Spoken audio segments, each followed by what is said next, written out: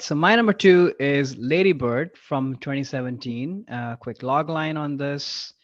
In 2002, an artistically inclined 17-year-old girl comes of age in Sacramento, California. Directed by Greta Gerwig, starring Saoirse Ronan, Laurie Metcalf, Tracy Letts, Beanie Feldstein, Lucas Hedges, Timothy Chalamet. Quite the cast. Um, so I put this movie on my list because this movie is about many things. First and foremost, it's a mother-daughter story. Hmm. It's a coming-of-age story just of this girl. It's also a movie about friendship and all of that. But I think this movie is also about leaving home, and in a very specific way. The way I connect with this movie is when you've been living in a place and you started to outgrow it and you've been imagining what your life might look like if you weren't here. You don't know exactly what you want from life. You don't know Right. exactly where you want to be, but you know you don't want this. Hmm. And in some ways, you're even maybe falling out of love with the place that you're in, only to find out how deeply you're connected with that place, and how it's in your bones. And in some ways, I forget the line in the movie, focusing and thinking so much about something is also love. Love doesn't always have to take the shape and form of just being, adoring something and being positive about it all the Hmm. time. Like love is also about just being focused and attentive to something. And I really connect with that whole aspect amongst many other things in this movie. Growing up in India, especially this is before I left for business school to the US. I remember like driving around in India, being stuck in traffic, the heat, all this, silliness that comes with a place which just has a lot happening all the time. I remember feeling this that, yeah, I love my parents, I love my family, and that'll be really, really hard to leave behind. At the same time, Hmm. I don't think I belong here anymore. Like, I don't think I have the kind of people who speak my language anymore. I want more from life. I want people who are passionate about something the way I am. I want to have interesting intellectual conversations, which sounds very naive at this point, but that's who I was. And I sort Right. of felt that everybody around me sort of feels sort of silly. Hmm. I want more. I want depth in my life. Because I always sort of was, on that mindset, even as a kid. I think I've shared this on the podcast before, that I would park the kids of people who would visit our home in my room and give them toys, then come back to the living room and hang out with their parents. This is how I was as a Nice. 6-year-old, 7-year-old, Yeah. Yeah. always a weird child in many ways.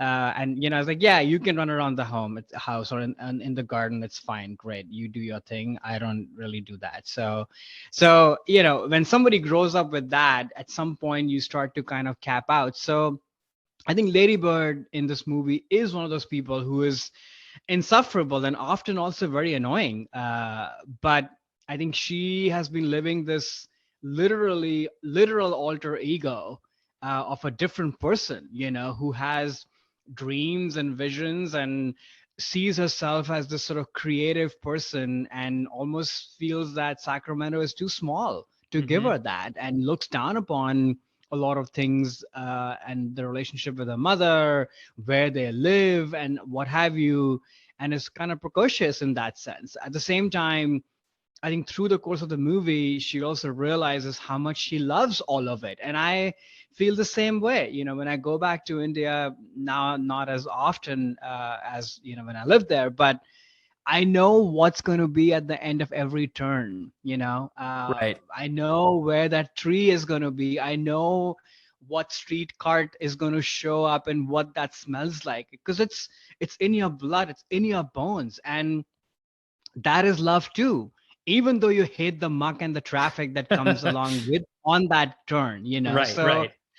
I just think this movie is a masterpiece. And I've talked about this before, that I feel so lucky, just the way the people who are growing up in the 70s, and they saw Scorsese and all these greats come to life, Woody Allen or what have you. I feel like Chazelle, Barry Jenkins, Jordan Peele, like this was the new class that sort of came up in this year. Like all these movies, Get Out, Lady Bird, they're all Best Picture nominees Mm-hmm. literally the same year. And then Moonlight, La La Land the year before. So I feel really lucky to be a part of this age where new filmmakers, especially in a time where original storytelling is so difficult, we Oh are yeah. literally crowded with either franchise shit or remakes, you know? So to have this singular voice be put up on screen with such great detail, every character is human and real.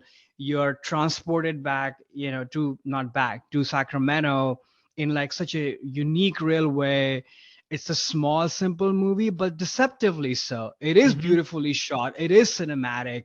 The way the music is used, you know, uh, all of it. Like this is one of my favorite movies. I revisited and learned something new every single time I watch it. But and then last thing I'd say, just Saoirse Ronan, who might come up again on one of our lists, who just I just think is one of the best actresses working. And again, what a career arc. Not many child stars, you know, transfer to being adult stars. And I don't mean adult stars in that way, but grown up Right, stars right, right.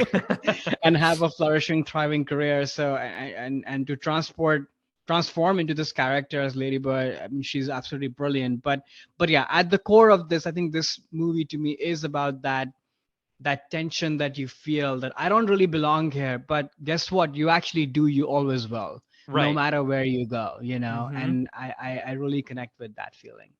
So Yeah, yeah, I mean, that's Lady Bird.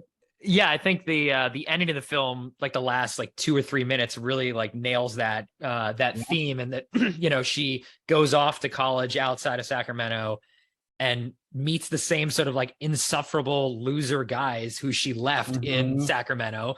And she feels lost in New York and goes to a church just to feel like home, and then calls home and apologizes Hmm. to her mom. I think that is really that realization that, well, actually, maybe the grass wasn't greener, or this is an important part of who I am. And I can't Yeah. just like, even if I don't like it, it's still something that is comforting to me. And yeah, so I think that definitely the last 5 minutes totally nails that theme. But along the movie too, right? Because when you're so incessantly focused, I mean, and that to me is the biggest part of the movie is that Mm-hmm.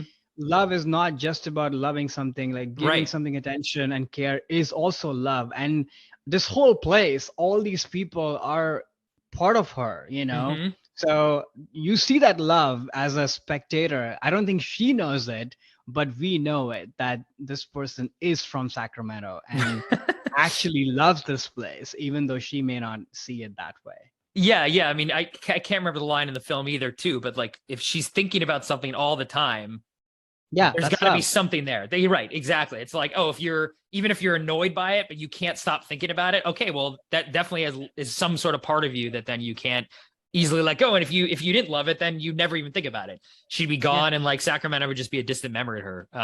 Have you ever been to Sacramento, by the way? just driven past it, Yeah, or and maybe grabbed a coffee or something. But I do remember the bridge and such. Like, yeah, but I yeah. haven't spent meaningful time. I spent like an afternoon there once. I just wanted, because this movie shits on Sacramento a lot, especially in the beginning. I actually can find it kind of charming. Yeah, And I think it's less about being anti-Sacramento, more like just being anti your hometown. yeah, But yeah, I think you're right. This movie, there's a lot of things going on, but like to me, like those last 5 minutes really nail that feeling of, oh yeah, actually, this I was trying to run away from something that is just a part of me, whether I kind of like it or not, and trying to feel that you'll find something better with being away from your home. Maybe that's not the case. Like maybe she is just meant to be living in Sacramento. I mean, we don't really know what happens to the character. Like, does she go back? Does she eventually get over her homesickness and learn to love New York and function well there? But I don't know. Like it's I think it could definitely go either way. So just on the film, this is the second time I've seen the movie. I did not see it in theaters. Actually, the first time I watched it was because you were recommending it to me after the whole hmm Oscars thing. Because I've never been a much of a Greta Gerwig fan, or that whole scene that she kind of comes from. Even a lot of the directors you mentioned that are, you're really into that scene. That's not really, those don't do it for me. But I found the film to be hmm enjoyable the first time I saw it. It definitely like especially the performances of both her and her mom. I think just are fantastic Mhm. performances. Mhm. I think elevate the rest of the film for sure. And like to me, like on the second viewing, is sort of the things that bothered me the first time I saw it were more like magnified, and I think it just gets back to the writing. Like she seems too insufferable to me throughout the Ladybird character throughout most of the film. It's like, she's basically like the rebel holding Caulfield, kind of like, oh, this all sucks, like everything's bad. But because the Sacramento doesn't look that bad, it's like it's all on you. Like if you're trying to make the world seem bad, and then she's kind of rebelling against that, sort of what Catcher in the Rye, or even like the film. But that's the Uh, point. I know that is eventually the point, but it's like getting to there. It's like I just found her character so much more insufferable this time, and just kind of mean to like her parents, and the mom was kind of mean, and I don't know. That was I think it's elevated a little more. But you're right. That is definitely the point. I mean, she couldn't have gotten to the place she got to because the Yeah. message is Sacramento is actually not that bad.